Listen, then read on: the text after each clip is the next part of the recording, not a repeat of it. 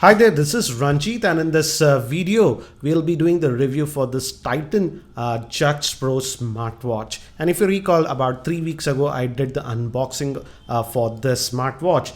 And in this video, I'll be giving you my review. So let's get on with the same. So this is the Titan Jux Pro watch, and as you can see, it's having an LCD screen like a typical smartwatch. But one thing that differs is in terms of build quality.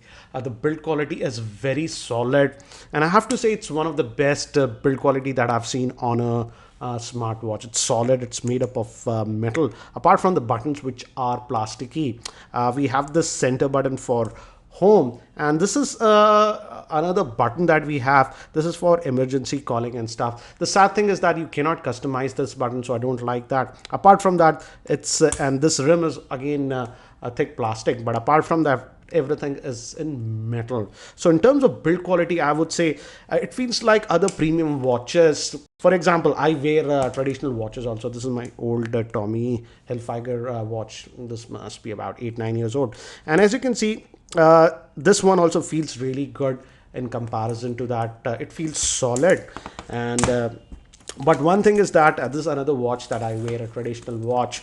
One thing you'll notice is that immediately the dial is very big. It's 46 mm, so it's a huge watch, I would say. So you have to be aware of that. If you have thin wrists, then you will not like it because it's a big watch, I would say. Certainly not for the ladies, I would say. And one thing that I have noticed is that this does not have any heart rate sensor, which is again common to many of the other smart watches. Again, the charging is proprietary. The good thing is that it has a good battery, 450 milliamp hour battery, and the battery life in my testing was actually very good. It was easily last for about 2 odd days, and you have to clamp it like this and use a micro USB port to charge it. So in terms of battery life, I was sort of happy with this one. The battery life was good, easily over 2 days in this mode. This is like the normal mode that we have, and the display will go off after some time. And when you just flick your wrist, or it'll just wake up like many other smart watches. In this mode, I could easily get about just over 2 days of battery life. So in terms of battery life, it's not a problem. We also have another mode that is always on mode, but I simply couldn't test it properly because whenever I was keeping in that always on mode, this watch was sort of hanging. So I couldn't test out the battery life with that. But with this regular mode, it's lasting over 2 days. And again, it's a smartwatch, so you get your notifications from your smartphone, and obviously you have to pair it with a smartphone. This is the OnePlus 3 that I have paid, and this is the app that you have to install. In fact, you can check out my unboxing video where I showed you guys about this. So again, I would say if you compare it to other OSs like the Android Wear and stuff, it's sort of limited, but again, tries to do a lot of things. For example, we have that safety thing, as I've told you. You have this button. If you press that, it'll activate. You can set up your emergency contacts and whatnot. It also has the fitness stuff, but the thing is that the pedometer on this one is highly inaccurate. I tested it with Gear Fit 2 and even Pebble time steel that I have, and I have to say the the accuracy in terms of pedometer was simply not that good. For example, on the Gear Fit, when I was walking, it showed me 4,000 steps. This one was showing me about 7,500 steps or something like that. So in terms of accuracy, I don't like that. For example, if these are the apps that you have, this is the fitness, and as you can see, it says the number of steps. You can scroll to get an idea of when did you walk and stuff. But again, as I told you, the accuracy is simply not that great. So in terms of fitness, I would say don't rely on this one too much.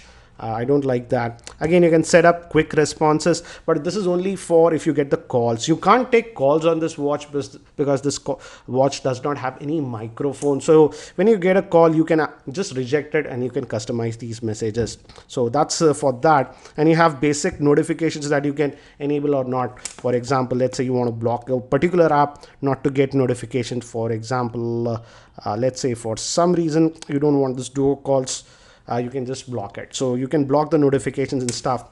And regarding the notifications, Here is the problem with this watch. It's just read only. For example, let me just swipe and show you some of the notifications. As you can see, this is one of the notifications that I got regarding the weather, and this is one more. For example, the problem is that it only shows you this one. You can't expand this or do anything. You just tap it. For example, with emails also, the first 2-3 lines are just visible. If you tap it and do anything, nothing, it just goes back. And even dismissing it is a little bit tricky. You have to hold this and drop it on this X to dismiss the notification. So again, I like it shows the notifications properly. That's not the problem. But again, with emails and stuff, it's just like this. You can't expand it. Or with emails, with Gmail particularly, you'll just read the first 2-3 lines. Apart from that, anything you have to do, you have to go back to your phone. Even WhatsApp messages, it's the same thing. You just see it, you can't reply to it or do anything. So notifications are there, but it's sort of only in the read-only mode that we have. And again, as you can see, we just got a notification. So it just pops up like this, the notification. So it's like that. It just pops up. So for example, I got this from Tech Trolls or something. So that's how you get the notifications. You just get that mini thing, but you can't do anything with it. I can't reply to this or do anything about it. I just tap it. It just goes back to the watch. Regarding watch faces, it has 20 watch faces built in. You just tap in like this and you can switch between the watch faces. Some of them are really good, I would say, but again, I didn't find any app store or anything to add different watch faces to this one. So you're just stuck with this thing, which is, again, this might be okay because the watch faces, some of them are really good, but again, you're stuck with this 20 watch faces that you have. And there is nothing like an app store or anything as of now, and I doubt because they're using their own OS and stuff, developers will flock even if they open an app store to create apps for the same. So again, it's limited by what we have on the watch. Again, there is a functionality. If you go like this, you have this fitness. These are the apps that are built in, the safety one.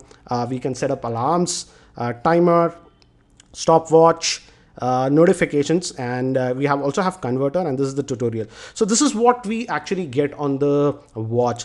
So again, it's something what we have. We can't just install any third-party app etc on this one as of now. So in that way, the software is a little bit limiting, I would say. And again, the notifications and stuff are also only in the read-only mode because it does not have any microphone. And also in terms of fitness, it does not have the heart rate sensor, which is again common in this price range. Now moving to the strap, again, you'll notice this is a different strap. This is not the strap that came with the watch. This is the strap that came with the watch. This is a genuine leather strap, and I actually replaced it with this rubber strap because this was very tight, I would say. I didn't find it to be comfortable. So you can easily change the straps because it's using a standard thing. You can just go to any shop watch and get it changed. So that way it works very well. And in terms of build quality is really nice.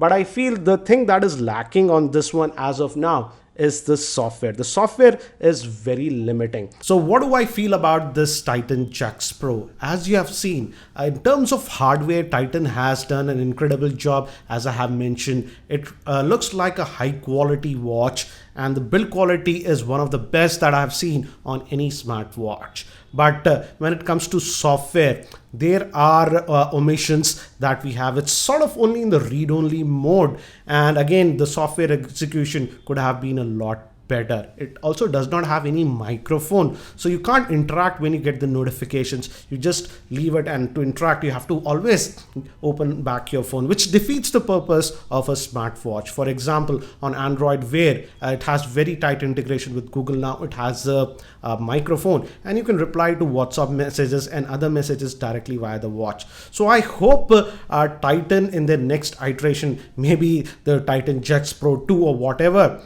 improves upon the software or just uses Android Wear and also has the microphone option. Then I would be interested to have a look at the Titan Chux Pro 2. I hope you found this video review helpful, and if you're not subscribed to my YouTube channel, hit that subscribe button. Thanks for watching. This is Ranjit, and I hope to see you in my next video.